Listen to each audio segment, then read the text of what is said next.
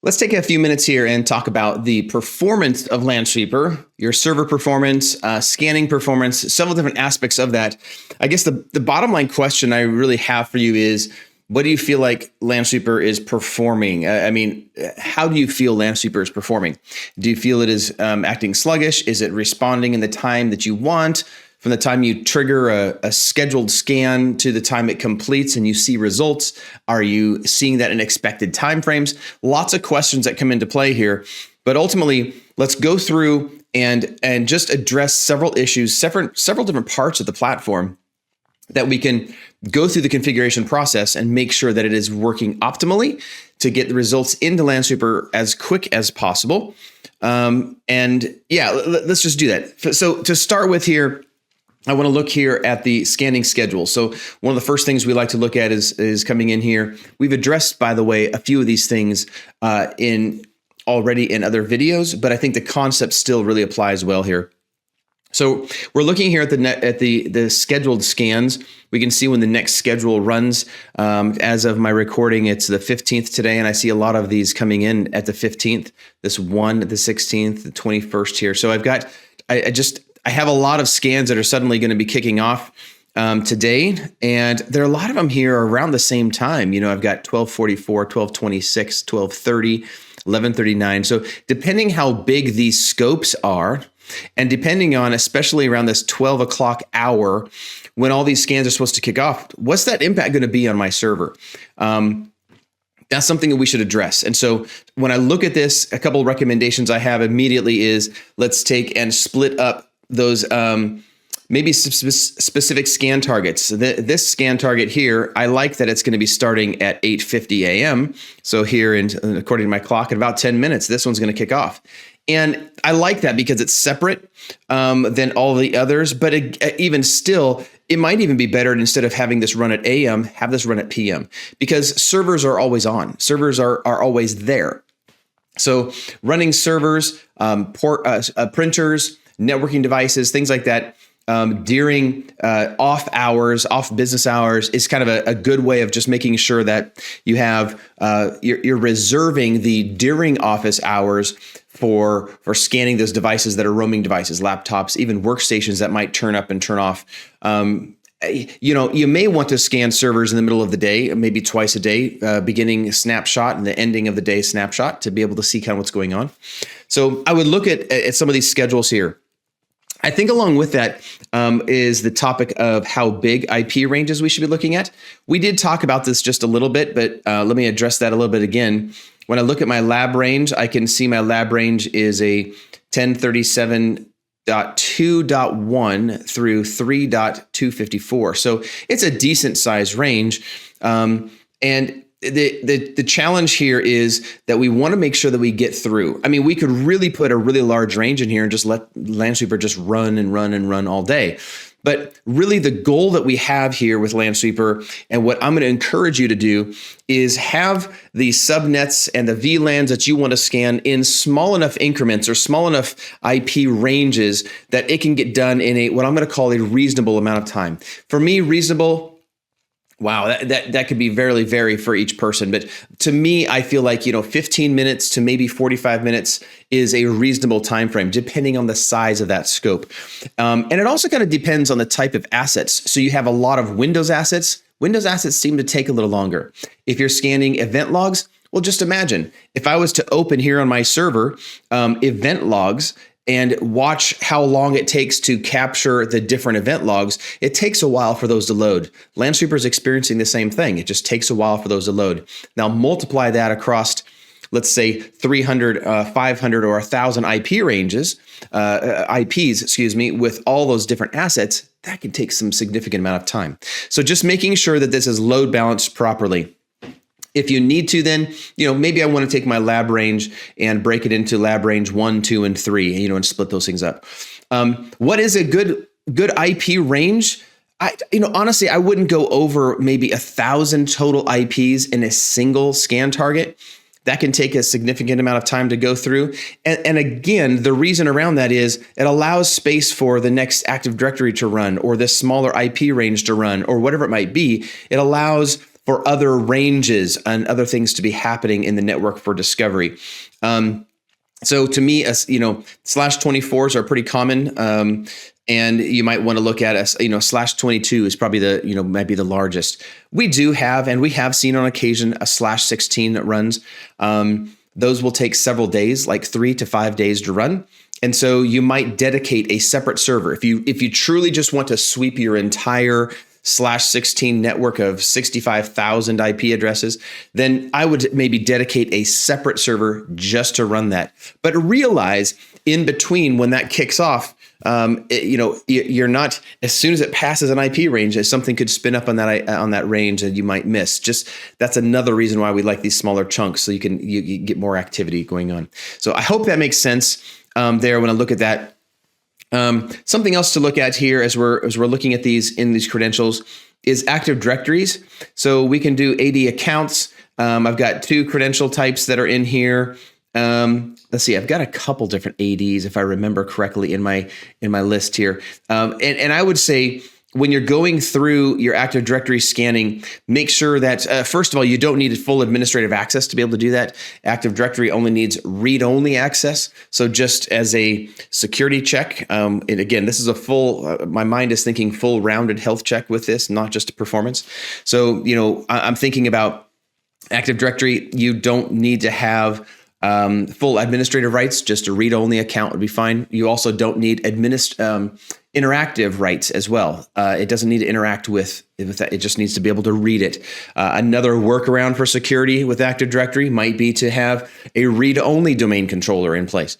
I know we talked about this significantly in the configuration video that we've done, but just it's worth talking about again. You may want to also schedule a separate run. Let me open up this Active Directory account. We can create separate scan targets. Actually, you know what? Let me go, excuse me, that was a credential. Let me go into Discovery Actions, and I'm going to create a new action. Let's go agentless. And if I was to create a new target here and make this an Active Directory, you can see that I can have a separate one for computers, a separate one for users and groups. That might be just wise, is to have a separate one run separately for computers, a separate one run for users, and that way those come in independently. The computers OU that you can specify, it's going to go out and reach out and try to find those computers. This, one of the next topics we're going to talk about, is going to be dependent upon Active Directory. When Active Directory, DNS, when Active Directory is queried and it sees a computer, it's going to query DNS to what is the IP address of that asset, and it's going to try to reach out to it. So that's one of those things. It will capture what it can out of Active Directory for that asset and capture that information. But just keep in mind, Active Directory, of course, has users, groups, and computers, and all of those you may want to capture. So you may want to, instead of including these all together, you may want to do those all independently of each other. So the question might be is, how do I see my queue? When we're looking at this, we can trigger off a discovery action, and maybe I'll kick one off right here. And let me just start that discovery action. We have an Active Directory one that we saw is going to be starting. We have a Contoso AD domain that's going to be running as well. We can see some of those times. When it comes down to it, you want to be able to see, you might want to see that what that scanning queue is. And viewing and analyzing that scanning queue is going to get you an idea of, are these scheduled scans that you have here too closely connected? So let's just say here during the 12 o'clock hour, as we talked about, a lot of these will kick off. Maybe maybe they're going to kick off around the same time, and we want to then analyze and say during that hour, how are things running? So maybe at the 1 o'clock hour, we log in. So let's log into the hub here on my server, my hub server, and see the activity that's going on there since we just kicked this off, and see what that queue looks like. Okay, so here I am. I've logged into my server that is hosting the hub itself. In fact, the server that we're scanning on has both the hub and sensors installed on it. So let's come into, we got the general dashboard. And by the way, how did I get here? I went into my server, and I have, there's just a link on here on my desktop. It's also localhost:59525. If you have the fully qualified domain name of the server, you can also get that, access this from a separate server if you have securities and so forth properly configured to allow access into this web page from an outside source. So I shouldn't say outside source because that sounds concerning. Within the network, of course, be able to access the server. So I'm going to go into the discovery queue. You can see the queue here is empty. I think there it goes. I was gonna say, I think I had some scans that are running, and we see this one action has been triggered. If I was to go in and trigger another action to start scanning, you would see that as a separate line. And so I'm gonna open up this one here. You can see at the top of the page, I got 400 in queue, and I have 100 that are currently in progress of actually doing the scan. Now, what would this look like if it was not, maybe you have multiple scans? You might see multiple lab ranges. Let's just say this is a really large range. You might see multiples of these sitting there waiting, and this total queue count could be actually quite large. You start getting up into the tens of thousands, we have a major problem. And I would say that that might be able to finish in a 24-hour period, but at that point, you may have other ones that are starting to back up. And so if you cannot make any changes to those schedules, and maybe your scheduled scans that we looked at earlier are exactly what they need to be and what has been designed and what's been approved, then you may want to look into spinning up a second IT sensor, get in there, get a new sensor configured. You're going to have to move across to those discovery actions into the other sensor, but that shouldn't be a big deal at all. You can easily move those things around. Let me demonstrate what I mean here when I talk about that.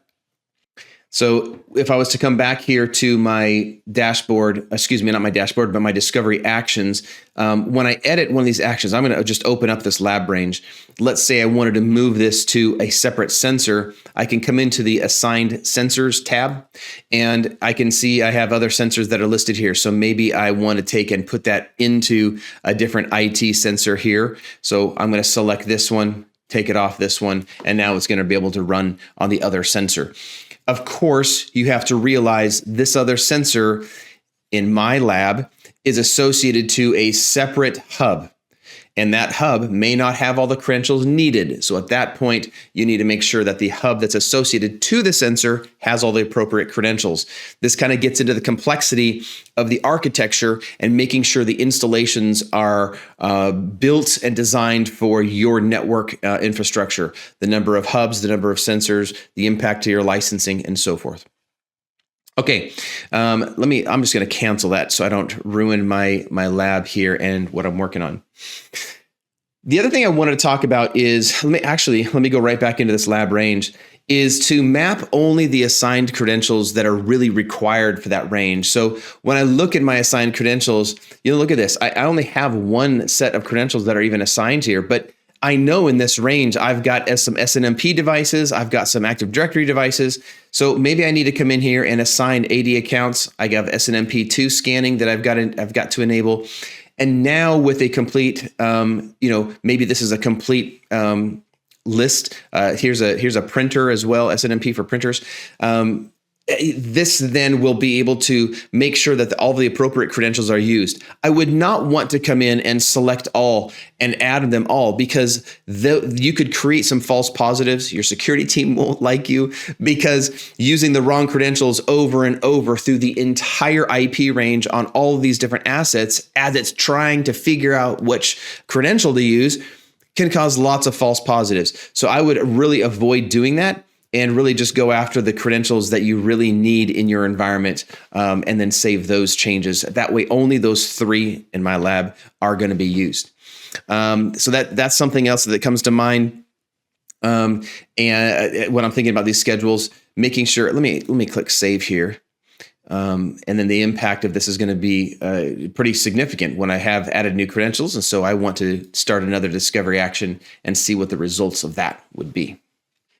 So let's go back now to the discovery actions themselves and look at in the general tab here. You can assign more than one trigger. I know we've talked about this as well, but just think about you may want to have more than one trigger. You can also have more than one target. So, let's say you're just using /24s. You can have 3 different or 4 different /24s in here.